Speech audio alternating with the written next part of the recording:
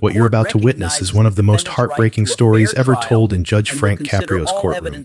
When this 41-year-old homeless father walked in with a simple parking violation, nobody expected what would happen next. But when Judge Caprio asked him why he and his 3 young children were living in their van, his answer would break the judge down completely and remind us all that sometimes the most extraordinary acts of love happen in the most desperate circumstances. This isn't just another courtroom case. This is the story of a father whose world fell apart, but who refused to let his children suffer. A man who chose homelessness over separation, and whose quiet heroism would transform everyone who witnessed his truth. What he tells Judge Caprio about sacrifice, family, and the lengths a parent will go to protect their children will leave you sobbing and restore your faith in the power of unconditional love. But before we dive into this incredible revelation, less than 2% of you watching are actually subscribed. So please hit that subscribe button, because this story about parental sacrifice and the hidden struggles of families in crisis deserves to reach everyone who needs to be reminded that heroes come in all forms, including exhausted fathers doing everything they can to keep their children safe. It's a cold Thursday morning in December, and Providence Municipal Court is filled with the usual mix of people trying to resolve their legal matters and get back to their lives. The winter air carries the promise of snow, and everyone seems eager to finish their business and find somewhere warm. At 11:30 a.m., the courtroom doors open quietly, and through them walks Mike Patterson, a 41-year-old man whose appearance tells a story of recent hardship. His clothes are clean but obviously slept in. His hair is neatly combed, but his face shows the exhaustion of someone who hasn't had a good night's sleep in months. He moves with the careful, protective awareness of someone who's been living on the edge of disaster for too long. But Mike isn't alone. Following close behind him are 3 small faces that immediately capture everyone's attention. Emma, age 8, with pigtails and a backpack covered in unicorn stickers. Tyler, age 6, clutching a worn stuffed dinosaur and staying close to his father's side. And little Sophie, just 4 years old, holding on to Mike's hand with the complete trust that only small children have in their parents. The children are clean, their clothes are neat, and despite their obvious poverty, they carry themselves with dignity. But what breaks everyone's heart is the way they stay so close to their father, as if they've learned that the world can be unpredictable, and the only safe place is right beside him. Mike is here because 2 days ago, he received a citation for parking overnight in Riverside Park. The fine is $75, and on paper this should be a simple violation. Pay the fine, explain the circumstances, move on. But nothing about Mike's situation is simple. As Mike approaches the defendant stand with his 3 children staying close beside him, Judge Caprio immediately senses that this case is different. The sight of a father and 3 young children in his courtroom at 11:30 on a Thursday morning tells him that there's a story here that goes much deeper than a parking violation. Mr. Patterson, the court clerk, announces, reading from the docket. Mike steps forward, his children arranged behind him like small soldiers. His voice, when he speaks, carries the weight of profound responsibility and barely contained emotion. Yes, Your Honor, Michael Patterson. These are my children, Emma, Tyler, and Sophie. Judge Caprio looks down at the family standing before him and immediately understands that he's not just dealing with a parking violation. He's looking at a father and 3 children who are clearly in crisis. Mr. Patterson, Judge Caprio begins gently. You're charged with overnight parking in Riverside Park in violation of City Ordinance 815. The fine is $75, but before we discuss the violation, can you tell me why your children are with you in court this morning? Mike's composure begins to crack as he looks down at his 3 children, then back up at Judge Caprio. Your Honor, they're with me because I don't have anywhere else for them to be right now. Judge Caprio sets down his paperwork, his characteristic gesture when he senses someone is in genuine distress. Mike, may I call you Mike? Can you tell me about your situation? That's when Mike reveals the truth that will destroy everyone emotionally and show them what real parental love looks like. Mike's voice breaks as he begins to speak. Your Honor, we've been living in our van for 3 months, the children and I. We lost our apartment in September, and we've been staying in different places trying to find somewhere safe to sleep. The courtroom becomes very quiet. Even the court reporter stops typing to listen more carefully. Your Honor, I know parking overnight in the park is against the rules, but it's one of the few places where we can park safely, where the kids can use the bathroom facilities in the morning, where there are street lights so they feel safe at night. Judge Caprio stands up from his bench and walks closer to Mike and his children. Mike, what happened? How did you end up in this situation? Mike looks around the courtroom, then down at his children who are listening to every word. His voice becomes steadier, as if telling the truth is giving him strength. Your Honor, I was working as a construction foreman for 15 years. Good job, steady income. We had a nice apartment. The kids were in school. Everything was normal. Then in June, the company I worked for went out of business overnight. No warning, no severance, just gone. Emma, his 8-year-old daughter, reaches up and takes his hand as if sensing her father needs support.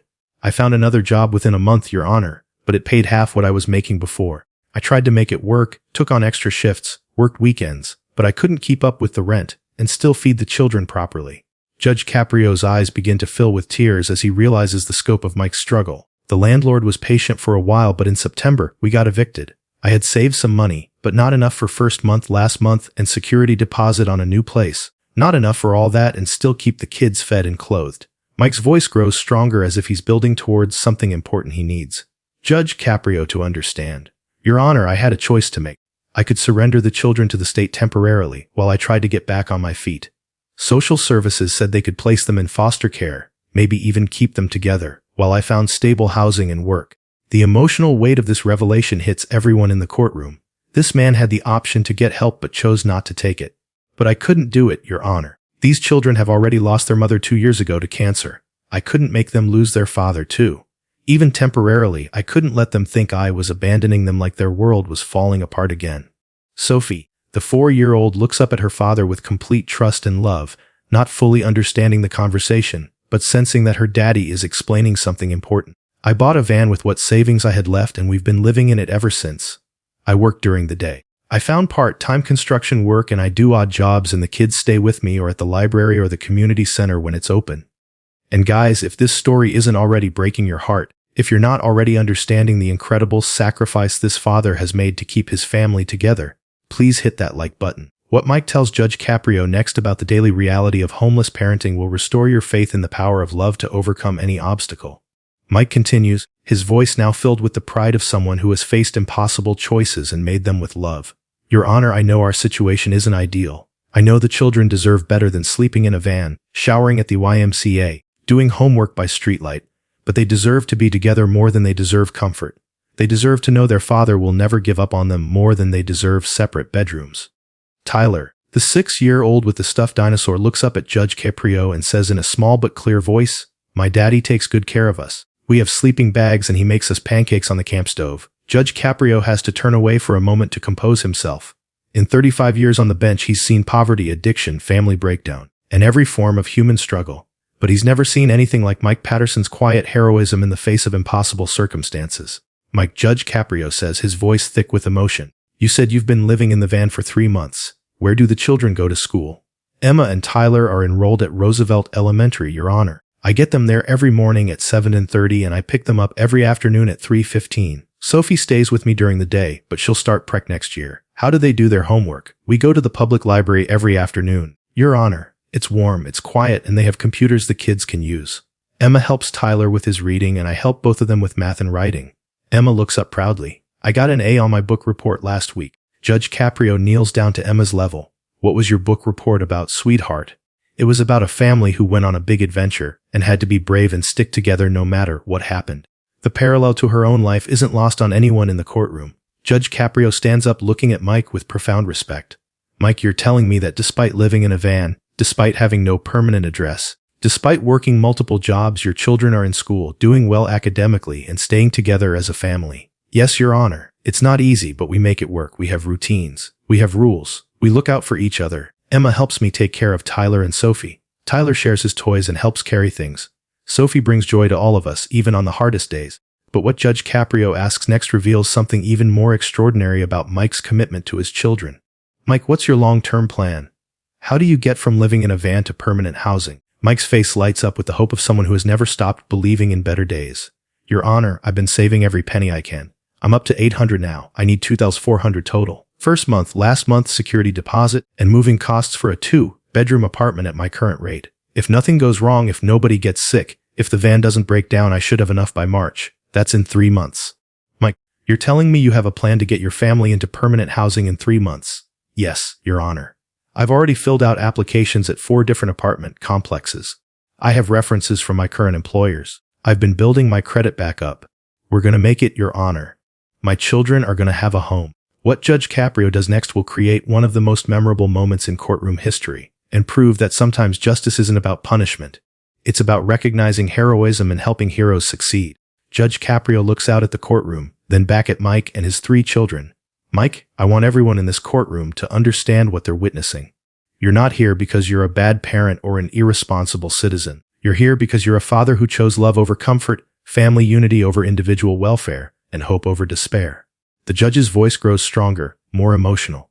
You could have taken the easy way out. You could have let the state take care of your children while you rebuilt your life. Instead, you chose the hardest possible path, keeping your family together no matter the cost to yourself. Judge Caprio turns to address the entire courtroom. Ladies and gentlemen, you're looking at heroism in its purest form. This man works multiple jobs, maintains his children's education, keeps them clean and fed and loved, all while living in a van and saving every penny for their future. But what Judge Caprio announces next will shock everyone and change Mike's family's life forever. Mike, not only am I dismissing this parking violation completely, but I'm making an emergency judicial referral to the Providence Housing Authority for immediate family assistance. Mike's eyes widen in shock and hope. Furthermore, I'm directing court administration to establish the Patterson Family Emergency Fund. I'm personally contributing $4,000 to start it. And I'm asking this community to help a father who has shown us what real love looks like. The courtroom erupts in applause, but Judge Caprio isn't finished. Mike, you said you need $2,400 by March. Consider it done. This community is going to make sure you and your children have a home by Christmas. Emma, Tyler, and Sophie look up at their father with amazement, not fully understanding the details, but knowing something wonderful has just happened. Mike's voice is barely a whisper. Your Honor, I don't know what to say. Don't say anything, Mike. You've already said everything that matters. You've shown us that being a good parent isn't about what you can provide materially. It's about what you're willing to sacrifice emotionally. You've kept your family together through love, determination, and sheer force of will. Judge Caprio kneels down to speak to the children directly. Emma, Tyler, Sophie, your daddy is a hero. He's shown me today what it means to love someone more than yourself. What happened after this video was posted online restored faith in humanity and proved that communities can come together to help families in crisis when they see real need and genuine love. Within 6 hours of the video being shared, the Patterson Family Emergency Fund had received over $15,000 in donations from around the world. Local businesses reached out to offer Mike full-time employment with benefits. 3 different apartment complexes waived their usual requirements and offered the family immediate housing. But perhaps most importantly, the Providence Department of Children and Families reviewed Mike's case and officially commended his parenting, noting that his children were thriving despite their circumstances and recommending him as an example of resilient parenting in crisis situations. 2 weeks later, Mike and his children moved into a 3-bedroom apartment in a safe neighborhood with good schools. Emma, Tyler, and Sophie each had their own rooms for the first time in months, but they still chose to sleep together in Mike's room for the first few weeks, having grown so close during their time in the van. 6 months later, Mike returned to Judge Caprio's courtroom, not as a defendant, but as an honored guest for the court's annual Community Heroes Recognition ceremony. Emma, Tyler, and Sophie were with him, dressed up and beaming with pride. Your Honor, Mike told Judge Caprio that day, you didn't just dismiss a parking ticket that day. You reminded me that being a good father isn't about the size of the home I provide. It's about the size of the love I give. You showed my children that there are people in this world who will help families that are trying to help themselves. Judge Caprio's response was simple but profound. Mike, you didn't need me to teach you about love. You've been living it every day for months. All we did was make sure the world could see what real parental heroism looks like. The Patterson family story became a catalyst for change in Providence's approach to family homelessness. The city created new policies allowing overnight parking in designated areas for families in crisis, established emergency family housing vouchers, and developed partnerships between the courts and social services to identify and help families before they become separated.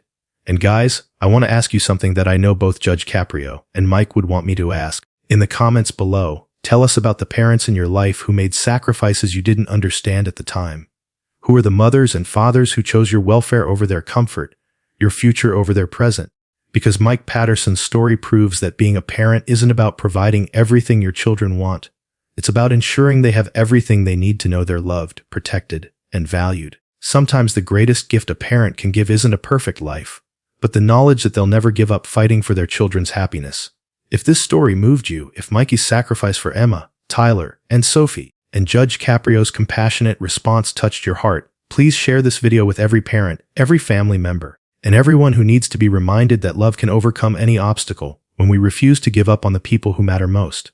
Subscribe for more stories that prove the power of family love, parental sacrifice, and community support to transform lives and restore hope in even the darkest circumstances. And remember Judge Caprio's wisdom. Heroism isn't always dramatic or obvious. Sometimes it's a father choosing to sleep in a van so his children don't have to sleep apart. Sometimes it's working multiple jobs while maintaining bedtime stories. Sometimes it's believing in better days when everything around you suggests they'll never come. Mike Patterson taught us that being homeless doesn't mean being hopeless, that having nothing doesn't mean giving nothing, and that the measure of a parent's success isn't the size of their house. It's the strength of their children's trust in their love. His story reminds us all that family isn't about where you live. It's about who you'd live anywhere for, and who would live anywhere to stay with within hours of that hearing. The story of Michael Patterson and his 3 children began to ripple beyond the walls of the Providence courtroom. Someone in attendance that morning, a local journalist covering community cases, had recorded the exchange, capturing every tender moment, every pause in Mike's trembling voice, and the compassion radiating from Judge Caprio's bench. When the clip was posted online later that afternoon, it began spreading at a rate no one anticipated. Within 6 hours, it had reached hundreds of thousands of viewers. By the end of the day, it was everywhere, on social media, in news feeds, even on national television. The comments poured in by the thousands. People wrote from across the country, parents, veterans, single mothers, and working-class families who saw their own struggles reflected in Mike's eyes. Some shared stories of when they too had lived out of cars or shelters, of moments when kindness from a stranger changed everything. Others simply wrote messages of love and prayers for Mike and his children.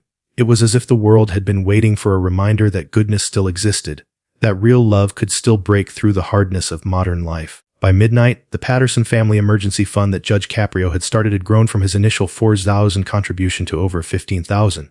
Donations came from everywhere. Small amounts from students, large gifts from business owners, anonymous transfers from people who simply wrote notes like, "For the pancakes," or, "From one parent to another, stay strong." The next morning, Mike awoke in the van as sunlight filtered through the windshield. His children were still asleep, curled together beneath a pile of blankets.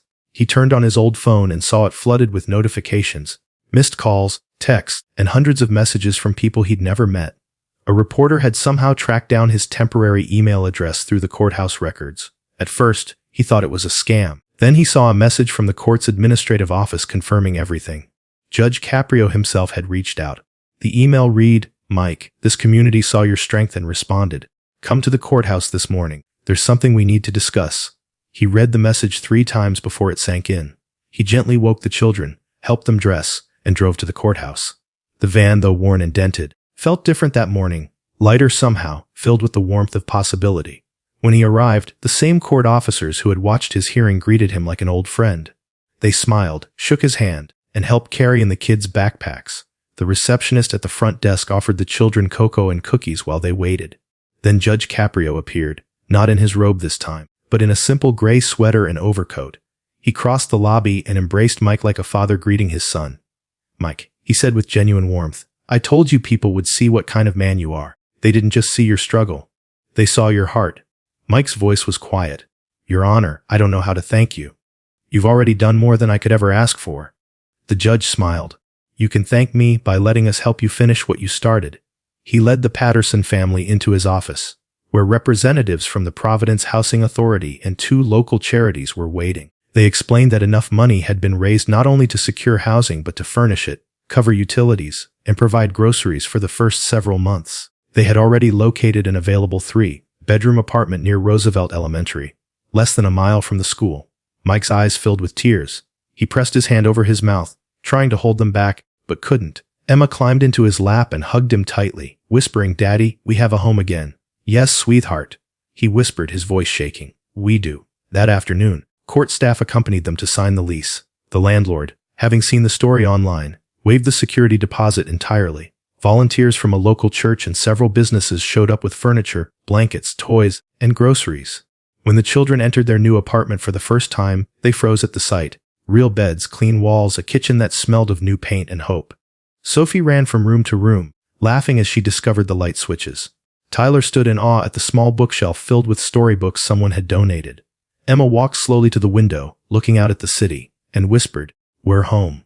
That night, for the first time in months, Mike tucked his children into warm beds.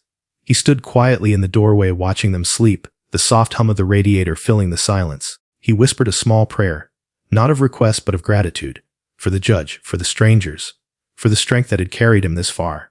The story, however, didn't end there. The kindness that had begun in that courtroom continued to spread.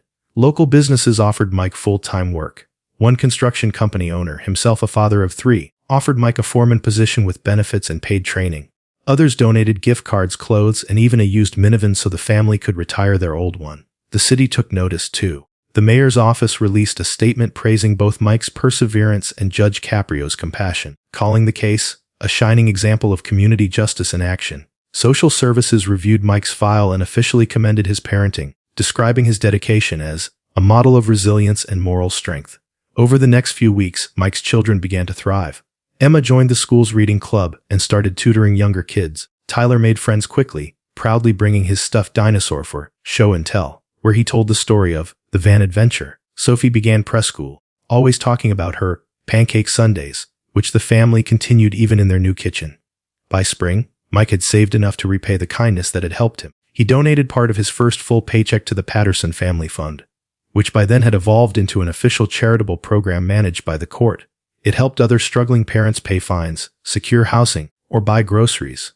When June arrived exactly 1 year after he'd lost his original job, Mike was invited back to Judge Caprio's courtroom, not as a defendant but as a guest of honor. The courthouse was full again, but this time the air was light, filled with applause and smiles. Judge Caprio, standing at his bench, addressed the audience.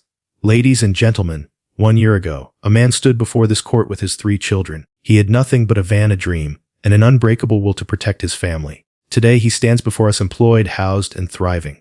But more importantly, he stands as proof that love, even in the hardest of circumstances, can rewrite destiny." Mike stepped forward, his children holding hands beside him. He was dressed in clean work clothes, his face brighter, his eyes full of quiet pride. When he spoke, his voice carried the same humility as that first day. "Your Honor," he said, "you didn't just dismiss a ticket that day. You restored my faith in people. You reminded me that even when life takes everything, love still gives us enough to rebuild.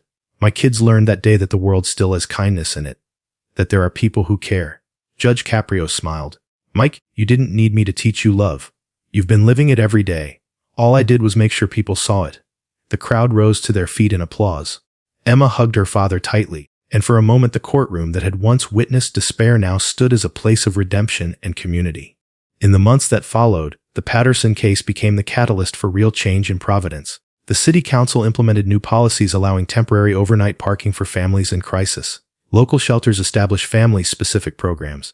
Courts across the state began collaborating directly with social services to ensure families in hardship were guided toward help rather than punished for survival. Reporters occasionally checked in on Mike and his children. Each time, they found them stronger, happier, and more united than ever. Mike continued to work construction, often volunteering his weekends to help repair shelters and community housing units. When asked why, he simply said, "Because someone helped me when I needed it most. I owe the world that same kindness." And Emma, now 9, began writing short essays about her family's experience. One of them, titled "The Van That Became Our Home," won a statewide writing award. Tyler joined a youth soccer league and insisted his team be named the Pancake Heroes. Sophie, always smiling, told her preschool teacher that her daddy was a superhero because he saved us without flying. 2 years later, at another community ceremony, Mike took the stage beside Judge Caprio once more. The Patterson Family Fund had since helped over 70 local families find housing and stability. The program had expanded statewide. When Mike spoke, his words were simple but powerful. "Being a good parent isn't about having everything. It's about never giving up. My kids didn't need a big house. They needed to know I'd fight for them no matter what. That's what love is. It's the promise that you'll keep going even when you have nothing left but each other." The audience was silent, then erupted into applause that seemed to last forever. And that, perhaps, is the true legacy of that cold December morning. A reminder that heroism doesn't always wear a uniform or carry a title. Sometimes it looks like a tired father sleeping in a van so his children don't have to sleep apart. Sometimes it sounds like the soft voice of a child saying, "My daddy takes good care of us." Sometimes it's a judge choosing compassion over punishment. Mike Patterson's story continues to echo far beyond Providence. It's taught thousands that love isn't measured in possessions but in perseverance, that the strength of a family is not in what they own, but in how they hold on to each other when the world lets go. Even now, when people rewatch that courtroom video, they still cry, not because of sadness, but because of the overwhelming beauty of human resilience. They see a man who refused to let poverty define him, a father who turned hardship into hope, and a community that proved the world can still come together when it chooses empathy over judgment. In the end, Mike's story isn't just about homelessness or hardship. It's about the power of love to keep the lights of humanity burning, even when everything else grows dark. And somewhere in Providence, on quiet Sunday mornings, the smell of pancakes still fills a small apartment kitchen where a father and his 3 children sit together, smiling, laughing, and remembering that sometimes the greatest miracles begin with a parking ticket.